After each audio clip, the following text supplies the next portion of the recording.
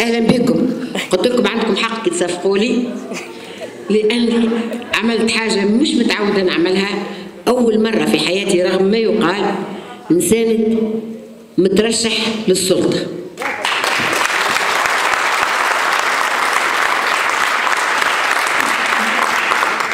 حبيت جيست نقول لكم علاش. على خاطر نعرف كلثوم كان من قديم، من وقت اللي المحنة تخليك تختبر المعادن، كيما الذهب تفرزه من القصدير وقت اللي يدخل في الفور، يعني في اليوتيوب، وقت اللي يدخل في السخانة وفي الاختبار وفي المحنة وفي الألم. إذن هذايا اللي خلاني معناها نخالف بصراحة حيادي، خاصة نظر الفترة كوني نعرف كلثوم كانوا، وسمعت شكون طرح عليها من الصحفيين سؤال، قال هاو زياد قالت أنا نتصور أنه ترشح كلثوم كانوا هو نموذجي وبيداغوجي. هاو باش نفسر علاش. نموذجي هو كل ما هو نموذجي يعني يطمح للأمثل، فهو بيداغوجي، ونحن في فترة تعلم. في هالموضوع بالذات أنا نعرف كلثوم كانوا ماهيش باش تقبل الفلوس للمسخة، ماهيش باش تقبل حملة للمسخة اللي فيها وتعتمد على قتل الآخر وسحق الآخر باش تكون منافسة أخلاقية وعقلانية. أنا نعرف اللي كلثوم كانوا ما وراهاش لوبيات تحب تطيح حتى ولو كان يعني شخص ولا مرشح باهي، مهما كانت الظروف ومهما كانت، على خاطر يحب عندهم صنم يحبوا يطلعوه. هذا علاش اعتبرت هذا من الأسباب اللي خلتني نعتبر أنها ترشحها نموذجي وبيداغوجي، يعني علم الناس شوية في هالفترة متاع التكالب والتزاحم والتناحر، يعلمهم اللي مهما كانت الغايات ومهما كنا نريد أن نصل إليها فثم أشياء ممنوعة علينا وطنيا وأخلاقيا أن نستعملوها. هذاك علاش أنا نعرف الكلثوم كانوا وطنية وعندها أخلاق وعندها مبادئ، ولهذا هي وحملتها باش يكونوا نغمة متميزة فيها الصراع اللي ماهوش نزيه أحيانا، وبهذا تكون نموذجية بيداغوجية، باعتبارنا ما زلنا نتعلموا كيفاش نعملوا حملة. ومش صحيح هاك الماكيافيلية المقيتة والغاية تبرر الوسيلة، هذايا احنا ما زلنا ما احناش في ديمقراطية يعني رودي معناها وتمشي في يعني في أقصى سرعتها. احنا ما زلنا نتعلموا، عاد ما نتعلموش بربي، ما نتعلموش بالعوج ونقبل مهما كان المفيد أن وصلنا للغاية متاعنا. أنا علاش زاد أيضا على خاطر كلثوم كانوا سيدة مستقلة. هذا ما يعنيش أني نقدح في الأحزاب، ولكن تو الوقت الحاضر الأحزاب قاعدين يمزقوا فينا، مازالوا ما نضجوش، تو ينضجوا يعقلوا. وأما في الفترة هذه بالذات، وخاصة أمام التجاذب الحاد اللي خلقوا الاستقطاب الثنائي اللي كتبت عليه عشرات المقالات وحذرت منه، ولكن هيجوه جماعة الفلوس وجماعة الإعلام الموجه، يعني خلقوا وضع انعكس في الانتخابات التشريعية.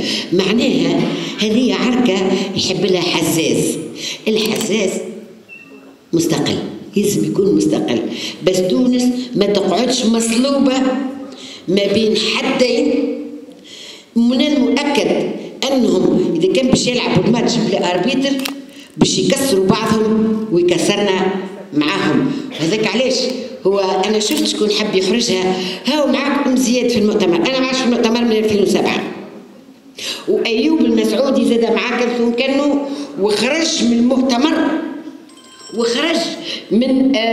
وخرج من رئاسة الجمهورية بدافع وطني، وفضح الممارسات وتعدى على المحاكم لأنه فضح الممارسات وتحكم عليه، وشوية اللي دخل الحبس وحجزوا له الباسبور نتاعو وخلوه بعيد على عائلته. إذا عايشكم كفانا مزايدات راهو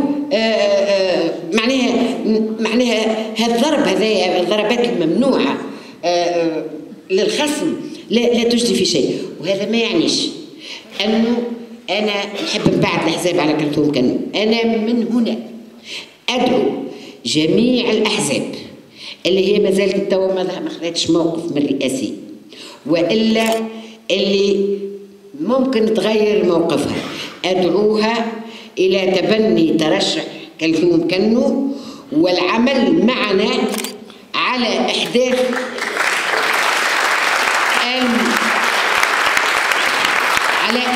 المفاجأة وخلق المعجزة. وتونس ليس غريبة عنها هذه المعجزات، بدليل 17 ديسمبر 14 جانفي ثورة الحرية والكرامة، كما قال بورقيبة: أحب من أحب وكره من كره. ثالثا أنا نسيت كلثوم كنو لأن لها كفاءة. بالله كفانا هاك الخزعبلات وكالترديد، والله عنا خبرة وعنا لسانس دو ليتا عندكم خبرة في التستر على الاستبداد والفساد، الخبرة في دولة انتهكت الحرمات ونهبت فيها أموال الناس ومورس فيها التعذيب وسكتتم عليه. على الأقل رجاء لا تتشدقوا بهذه الخبرة لأنها ليست خبرة إيجابية بصراحة، ولا تمدوا إلى الخبرة البناءة للمستقبل بشيء. ولو اتبعنا هذا ايش معناه؟ يعني ما نطلعوا كان اللي عنده خبرة في المخزن في الاستابليشمنت اللي كان معناها وديما وهو يحب يرجع. الخبرة راهي تكتسب في مجالات عدة، وكانت كلثوم توا تعدي لكم في خبراتها وين مشات واش خدمت واش عملت. هذيك هي الخبرة، واحنا نحب نزيدوا مع الخبرة النزاهة والوطنية، وأنه ما نطمحوش للمناصب باش نحققوا تطلعات نرجسية، ويعني معناها نحبوا نماركيو بونتو ضد الخصم، ولا نحبوا معناها شهوة. احنا معناها هذا هو اللي نحطه في بلاصة اللي نسميوه خبرة، واللي هو موجود عند كلثوم كنو، وما يحاول حتى حد يزايد بالخبرة اللي ذكرتها في الاخر. باش نقول السبب الاخير، وانا في الحقيقة والله نعتبره الاخير، لأن كلثوم كنو سيدة. أنا لا امرأة، أنا لا أرى هذا في المقدمة.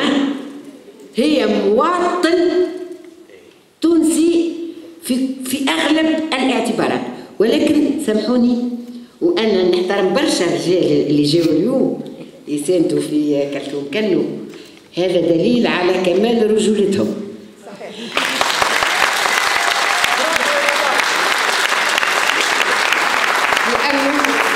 وهانو البسيكياتر قاعدين عملي من غادي من كمال واعتدال الرجولة أن نعترف بك النصف الآخر ويكون فينا شيء منه.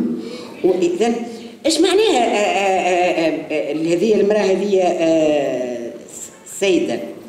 إحنا نعرفوا في برشا عائلات المرأة هي والأم هي تلم العيلة، خاصة وقت الانشقاقات.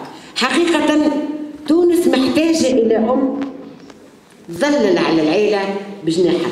العيلة قاعدة تتشتت ياسر،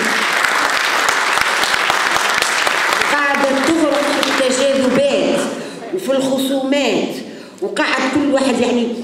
أنا بصراحة وين نشوف المجتمع السياسي نحس ديما الخنجر، ولو القلوب تضحك الفم تضحك لبعضها وبوس خوك، اما ديما نحس الخنجر ورا الظهر، وراه السلطه مشومه، وراه من مزايا المراه ان السلطه ما تغرهاش، ان المراه عندها ليميليتي وهذايا، وعندها تواضع. اش معناه هذا؟ عندها تواضع معناها كلو راهو بهالغريزه هذيا، بهالصفه الانثويه هذيا، راهي باش تسمع للاخرين، باش تختار مستشاريها، ما تخافوش مانيش منهم باش تختار مستشاريها حسب الكفاءه لا حسب الولاء. ما عندهاش قطو باش تقسموا كيما حدث، وما تجيبش مستشارين وتقعد تعاني فيهم ولا هما يعانيوا فيها ومن بعد يستقيلوا، وباش تجيب ناس يدبروا عليها اشنية الأولويات. كذلك وأخيرا المرأة، وهذا أيضا يظني أنا نعرف شوية مبادئ من التحليل النفسي، المرأة تنزع إلى البناء أكثر ولا تنزع إلى الهدم، ديما تبني وترمم. ولهذا باش تشوف التصدعات اللي في البيت التونسي واللي تقدر عليه حسب صلاحياتها توا تحمله، واللي ما تقدرش عليه حسب صلاحياتها توا تلقى طريقة لتمريره، باش تحس ماش باش تعمل مؤتمر أصدقاء سوريا وتتدخل في الشأن نتاع بلاد في أزمة، باش تعمل ربما باش تستضيف في القصر الرئاسي مؤتمر كبير وعنده وزنه حول السبل والتعاون لمقاومة الإرهاب، باش تعمل ندوة وهذه باش نحضر فيها أنا، باش تعمل مؤتمر كبير كيف نصلح التعليم حتى نجعله تعليما يصنع مواطنين ولا يصنع أرقاما في سجلات طلاب الشغل أو في سجلات العاطلين عن العمل.